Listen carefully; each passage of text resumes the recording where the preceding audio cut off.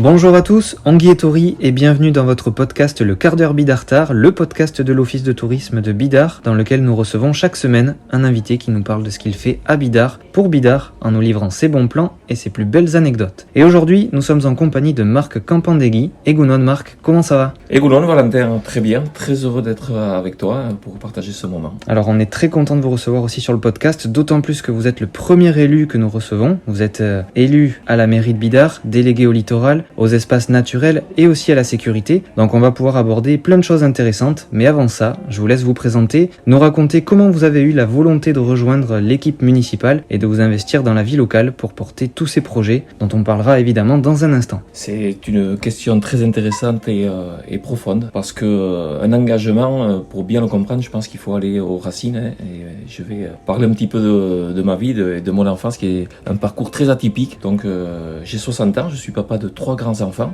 Zora, Mounio et Oyan. J'ai grandi à Bidart, scolarisé de la maternelle au CM2 et j'ai eu la particularité de vivre dans une vieille ferme où j'appelais ça la cour des miracles puisque nous avions 3 handicapés lourds à la maison. Il y avait mon papa qui était myopathe, qui était donc sur un fauteuil roulant. J'avais mon grand-père qui était un militaire de carrière, un ancien béret rouge et qui était amputé des 2 jambes puisqu'il avait perdu ses jambes à Dien Bien Phu en Indochine. Et ma tante Mercedes qui a eu une naissance très difficile entre 2 soldats allemands en 43 et qui donc dû à cette naissance est resté hémiplégique. Donc il y avait du travail à la maison, il y avait des difficultés à surmener et c'est pour ça qu'on vivait en famille, je pense. C'était la solidarité face à l'adversité de la vie et ça a été une école difficile mais très enrichissante. Et bien sûr, il y avait aussi dans notre maison mon oncle Jojo, personnage haut en couleur qui était à l'origine au début des années 70 de la discothèque La Licorne. D'ailleurs, Mercedes qui a tenu absolument à écrire ses mémoires, Ma vie se défie, ce petit livre que je vais t'offrir. Et pour tout le personnel de l'Office du tourisme, vous allez voir des vieilles photos des années 70 de cette fameuse discothèque.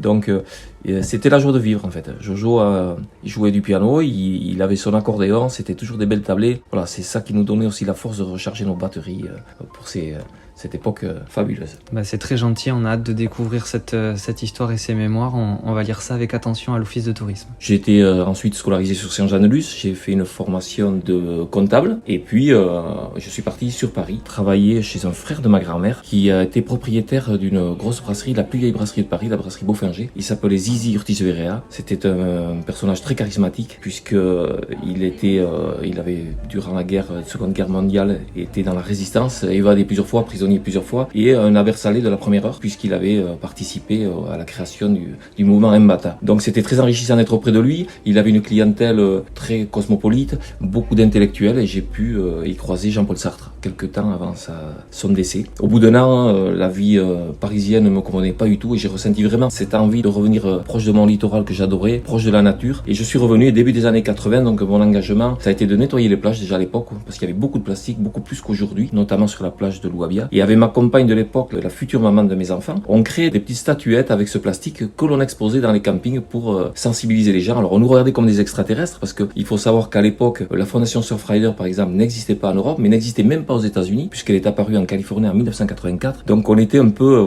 des extraterrestres. J'ai par la suite étudié la naturopathie avec le docteur Passebec de Vence qui donnait aussi des cours en faculté de médecine à Paris à Bobigny. Et une fois diplômé en 86, je suis parti avec ma fille et ma compagne de l'époque aux îles Canaries où j'ai passé 12 ans pour aller au plus près de la nature et j'ai exercé en tant que naturopathe et dans l'éco-construction puisque j'avais une sensibilité pour ça. Je suis revenu donc en 98, j'ai changé radicalement de voie puisque j'ai étudié à Bordeaux la construction mais avec un diplôme de chef de chantier, en grosse œuvre et c'est en 2014 donc que Emmanuel Azuri m'a proposé d'être délégué au littoral. Ça a été une vraie révélation pour moi parce que ça a été un retour à toutes ces valeurs que je défendais. Je me suis vraiment épanoui dans ce domaine-là. Et en 2020, lors des dernières élections, il m'a renouvelé sa confiance en tant qu'adjoint en rajoutant les espaces naturels et la sécurité, des points qui me sont très importants et très chers. Alors on vient de le dire justement, vous êtes délégué au littoral, aux espaces naturels et à la sécurité, ça fait beaucoup de choses. Est-ce que vous pouvez nous parler un peu de ce que vous faites et de quelles sont vos missions en tant qu'élu? Alors c'est vrai que c'est une mission passionnante et extrêmement variée, et intégrant le nettoyage des plages, la surveillance, on en parlera peut-être tout à l'heure, la qualité des eaux de baignade bien sûr qui est très importante, mais aussi les phénomènes d'érosion,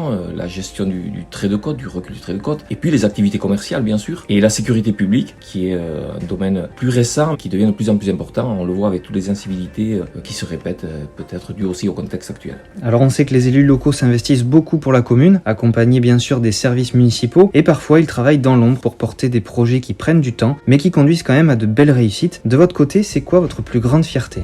Alors indéniablement, c'est d'avoir participé et dès le début, dès les premières réunions, au projet de renaturation des Rétélias. Parce qu'à mon avis, parmi tous les défis que l'on a relevés, le plus grand, sans lequel tous les autres deviennent inutiles, c'est celui de la lutte contre les effets du changement climatique et l'adaptation de notre territoire à ces effets, qui sont, on le sait maintenant, inéluctables. Cette manière de voir les choses, de s'adapter, de reculer, il y a un vrai lien avec la naturopathie. On le sent, puisque la philosophie de base, c'était plus un corps est naturel et sain, et plus il est résistant. Et c'est exactement ce que je pense être la voie de l'adaptation de notre territoire, et notre littoral est malheureusement un vrai front par rapport à ces changements auxquels nous sommes confrontés. Alors le littoral, c'est votre domaine, c'est ce que vous venez de dire, peut-être même votre passion, on l'entend aussi. Et pour parler un peu d'actualité, la ville de Bidart s'est vue attribuer récemment le label de Pavillon Bleu pour 5 de ses 6 plages. Alors pour ceux qui ne connaissent pas ce label, est-ce que vous pouvez nous en parler en nous expliquant à quoi ça correspond et surtout comment on l'obtient? C'est un label international qui est donné par un organisme indépendant. Cette année, le palmarès est tombé le jeudi 20 mai. 15 plages, donc nous l'avons dit,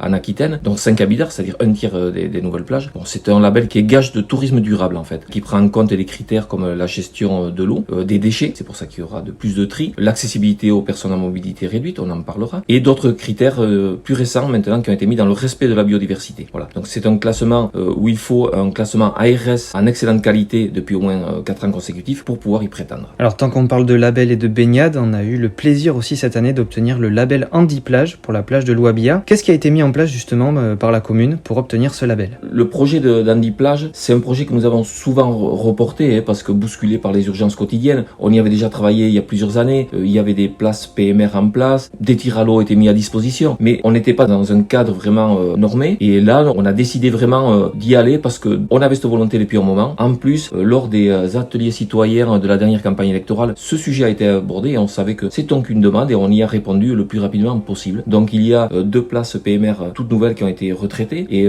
ces fameux tapis donc pour permettre aux personnes à mobilité réduite d'accéder dans un premier temps au tir à l'eau, puis vers la zone de baignade. On sent qu'il y a une véritable volonté de communiquer sur le littoral et sur la baignade à Bidart. Y a-t-il d'autres actions qui seront menées prochainement sur le littoral? Alors il y a les nouveautés de 2021. La première, c'est pas une vraie nouveauté, c'est un renouvellement du protocole Covid que le SDIS a mis en place, que ce soit la prise en charge des personnes en détresse ou à terre. Et parmi les vraies nouveautés donc de 2021, nous avons mis en place une brigade vélo. Donc là, on est plus sur le volet sécurité, avec pour mission la gestion du stationnement sur le littoral et la salubrité publique et le respect des réglementations sur les chiens par exemple, et ainsi que la tranquillité publique. On voit bien la pression que l'on a sur notre littoral. On l'avait toujours eu, mais depuis l'an dernier avec cette crise sanitaire, on voit que cette pression s'est encore accentuée. Il fallait amener des réponses. On peut parler peut-être de la réglementation sur les chiens, sur les plages. Les chiens sont interdits sur les plages du 1er juillet au 30 septembre. Des nouveaux panneaux ont été mis en place pour rappeler cette interdiction. Bon, j'en profite pour rappeler quand même, parce que on a vu quand même tout ce débat autour de cette interdiction. Si on fait ça, c'est pas pour embêter les gens, c'est tout simplement que on a eu des accidents. On a eu une personne qui s'est faite casser une jambe par un chien qui courait. On a comptabilisé jusqu'à plus de 40 chiens sur la plage d'Île Barris en totale liberté, avec cet effet de meute que ça peut faire. Et puis il y a des gens qui ont peur des chiens. Donc c'est tout simplement le respect, et on fera respecter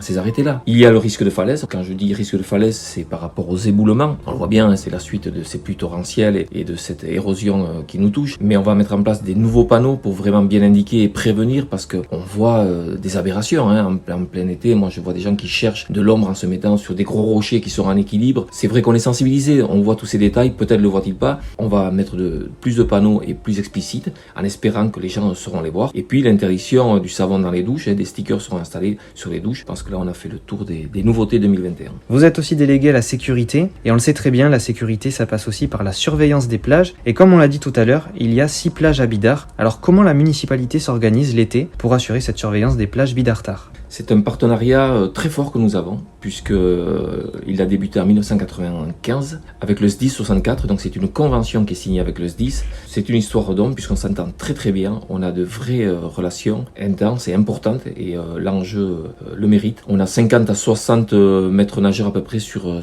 nos 6 plages, puisque nous avons 6 plages surveillées, et voilà, on fait régulièrement des tournées avec la hiérarchie du SDIS, des réunions, pas plus tard qu'avant-hier, on a fait une réunion avec tous les chefs de poste, et on passe des messages et on a des retours également avec la police municipale. C'est-à-dire, c'est un vrai travail d'équipe. Alors comme on l'a dit, vous vous impliquez fortement pour la commune et on comprend évidemment l'amour que vous portez à Bidart, mais si vous deviez élire votre endroit préféré du village, votre coup de cœur ou en tout cas l'endroit où vous vous sentez le mieux, ce serait où? C'est difficile, donc je vais faire un petit podium. Bien sûr le littoral parce que pour moi, Bidart ne serait pas Bidart sans ses plages et ses falaises. C'est ce qui fait toute son attractivité et je le considère comme le patrimoine naturel des Bidartards que nous devons choyer, protéger, afin de le transmettre aux générations futures. Ensuite, la place parce que j'y ai passé toute ma jeunesse, j'ai énormément d'images et elle est pleine de souvenirs. Et c'est là aussi qu'adolescent, j'ai rencontré ma compagne actuelle, Valérie, et c'est là aussi où je l'ai retrouvée, après l'avoir perdue de vue pendant 30 ans, sur le même endroit, je l'ai retrouvée, et c'est de cette complicité de notre couple qu'est né le projet de la boutique de vêtements pour enfants, The Boutique Bidart, où Valérie accueille et conseille les gens avec cette gentillesse toute naturelle qu'elle a. C'est un point quand même qui m'est particulièrement important. Et puis mon métier, la maison familiale, c'est une maison qui a presque 4 siècles. C'est là où j'ai vécu et grandi des moments difficiles que je vous expliquais en début, mais aussi de très très bons souvenirs. Et puis c'est une petite copropriété familiale que l'on conserve. Et un de mes fils vient de racheter à ma tante un appartement dans cette maison, ce qui permet de dire que mon fils est la 4e génération de Campanelli dans cette maison.